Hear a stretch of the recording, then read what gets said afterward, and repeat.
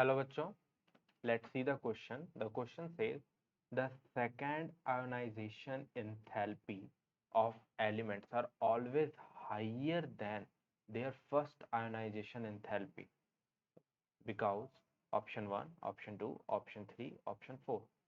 तो इस क्वेश्चन को करने के लिए जो बेसिक की कॉन्सेप्ट हमें आने चाहिए, दैट इज की concept for this question is ionisation enthalpy. हमें पता होना चाहिए आयोनाइजेशन एंथैल्पी क्या होता है, कैसे वर्क करता है, एंड और भी उसके कुछ कुछ बेसिक चीजें, that is ionisation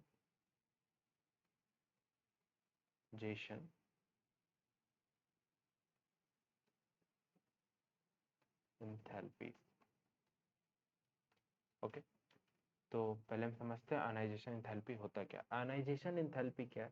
the energy required to remove an electron from an atom.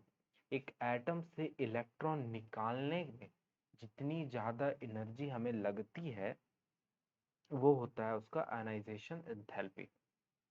Okay, suppose we take an example of lithium. Okay, तो लिथियम का हमें पता है एटॉमिक नंबर कितना होता है, 3. अगर हम उसका इलेक्ट्रॉनिक कॉन्फ़िगरेशन लिखना चाहते तो क्या हो जाएगा, 1s2 2s1. तो suppose this is the centre consist of positive charge. ये पहला ऑर्बिट हो गया जिसमें कितने इलेक्ट्रॉन्स हैं, 2 इलेक्ट्रॉन्स हैं. फिर ये हमारा दूसरा ऑर्बिट हो गया जिसमें 1 इलेक्ट्रॉन है. तो हम यहाँ पे क्लियरली देख पा रहे हैं, इसको थोड़ा अच्छे से कर देते हैं. सपोज यहाँ पर एक दूसरा इलेक्ट्रॉन है, तो यहाँ पर क्या है, ज़्यादा दूरी है.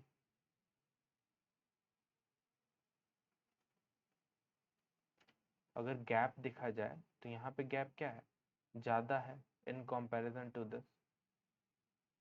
ठीक है, तो ये गैप जितना ज़्यादा होता है, क्योंकि देखो हमें क्या करना है, इलेक्ट्रॉन निकालना है, तो वो प्रोटॉन से जितना ज़्यादा दूर होगा प्रोटॉन पे उसका अट्रैक्शन फोर्स उतना कम होगा, और जितना कम उसका अट्रैक्शन फोर्स होगा उतना ईजिली हम लोग उस इलेक्ट्रॉन को क्या करेंगे, निकाल पाएंगे. सो जब हम लिथियम से एक इलेक्ट्रॉन निकालते हैं, दैट इज लिथियम से जब ये Li प्लस में जाता है और एक इलेक्ट्रॉन रिलीज कर देता है, तो एक तो ये थोड़ा स्टेबल हो जाता है. ठीक है, क्योंकि डुप्लेट फॉर्म कर लेता है. जनरली स्टेबिलिटी का जब हम बात करते हैं किसी भी एटम का, तो हम ऑक्टेट देखते हैं, बट लिथियम के केस में डुप्लेट में भी इसे स्टेबिलिटी मिल जाती है, क्योंकि जो इनर शेल है इसमें मैक्सिमम ऑक्यूपेंसी ऑफ 2 इलेक्ट्रॉन्स है, क्योंकि ये इतना क्लोज है कि यहाँ पे 8 इलेक्ट्रॉन्स हट ही नहीं सकते हैं. ठीक है, मगर हाँ इस सेल में अगर हम बात करें तो इसमें 8 आ सकते हैं, बट लिथियम के लिए 8 इलेक्ट्रॉन को, रिमेनिंग 7 इलेक्ट्रॉन को गेन कर पाना बहुत मुश्किल है. इसलिए वो एक इलेक्ट्रॉन रिलीज करता है और मस्त स्टेबिलिटी गेन कर लेता है. अब ये तो हो गया इसका फर्स्ट आयोनाइजेशन एनर्जी, इसको हम लोग IE फर्स्ट कह सकते हैं. अब अगर हम सेकेंड आयोनाइजेशन एनर्जी की बात करें, सेकेंड आयोनाइजेशन एनर्जी मतलब वो इलेक्ट्रॉन तो निकल गया, अब हमारा स्ट्रक्चर कैसा हो जाएगा, लिथियम का कुछ ऐसा हो जाएगा. यहाँ एक इलेक्ट्रॉन है और यहाँ एक इलेक्ट्रॉन है.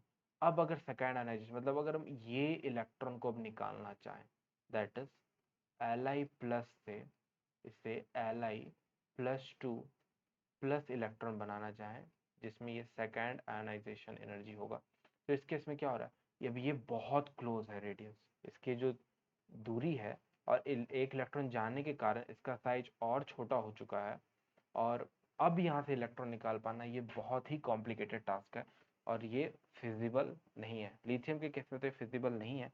और अदर एलिमेंट्स के बारे में, अदर मेटल्स या किसी अदर एटम्स के बारे में बात करें तो ये बहुत हाई होता है इसकी वैल्यू, सेकेंड आयोनाइजेशन. वैसे अगर थर्ड आयोनाइजेशन एनर्जी की बात करें वो और भी ज़्यादा होगा. फोर्थ आयोनाइजेशन एनर्जी बहुत ज़्यादा एनर्जी लगेगा और हो सकता है, इसलिए in general fourth ionisation energy हमें ऑब्जर्व करने के लिए भी नहीं मिलता है किसी भी एटम्स में, कि फोर्थ आयोनाइजेशन मतलब चौथा इलेक्ट्रॉन हम किसी एटम से निकाल लें, सो वो पॉसिबल नहीं है. तो एक एक करके हम ऑप्शंस को पढ़ते हैं, हमें ऑप्शंस क्या क्या कह रहे हैं. तो पहला ऑप्शन है cation formed always have stable half filled और completely filled valence shell electron configuration. Okay, ये क्या है, जब कैटायन फॉर्म होता है, फॉर एग्जांपल जैसे हमारा यहाँ लिथियम में फॉर्म हुआ, lithium is a cation, is always have stable half filled और कंप्लीटली फिल्ड वैलेंस इलेक्ट्रॉन. तो इसका जब ये अब इसका इलेक्ट्रॉनिक कन्फिग्रेशन क्या हो गया 1s2, that is full filled valence shell electrons configuration. हाँ ऐसा तो है, मगर बहुत सारे केसेस ऐसे होते हैं जिसमें हाफ फिल्ड पार्शियली फिल्ड होता है बट स्टिल वहां से इलेक्ट्रॉन निकल जाता है। क्यों? क्योंकि वो बहुत बड़े होते हैं साइज में। क्योंकि मेन बेसिक चीज क्या है, इस हमें इसका जो प्रोटॉन के साथ जो अट्रैक्शन है उसको ओवरकम करना है। तो वो इलेक्ट्रॉनिक कॉन्फ़िगरेशन में उतना इंपॉर्टेंट रोल इसमें प्ले नहीं करता है। Let's see second option, it is easier to remove an electron from cation. नहीं, ये तो बिल्कुल गलत है। किसी भी कैटायन से इलेक्ट्रॉन निकालना बहुत मुश्किल हो जाता है। It is not easy task. Let's come to option 3, ionisation is an endothermic process. पहले हम समझ लेते हैं एंडोथर्मिक प्रोसेस होता क्या है। एंडोथर्मिक प्रोसेस वो होता है जिस रिएक्शन को करने के लिए अगर हमें मतलब कोई रिएक्शन परफॉर्म हो रहा है और उस रिएक्शन को परफॉर्म करने में हीट लग रहा है, डेल्टा एच जो है हमारा वो पॉजिटिव है। दैट इज अगर कभी कोई एंडोथर्मिक रिएक्शन होता है तो उसमें जो डेल्टा एच होता है हमारा वो पॉजिटिव होता है। दैट इज इस रिएक्शंस को करने में हमें एनर्जी लगता है।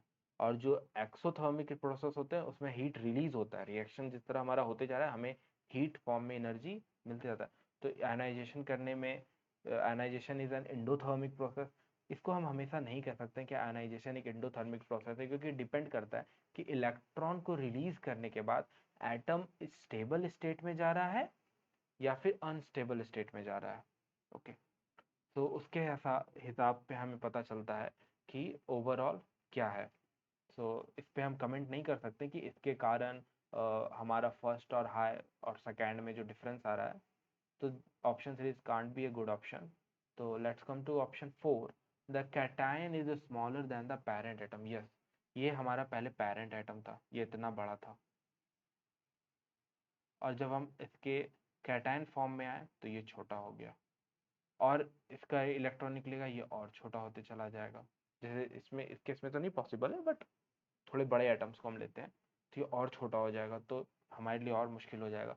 तो yes, option 4 can be a good option for us. So I hope you understand it well.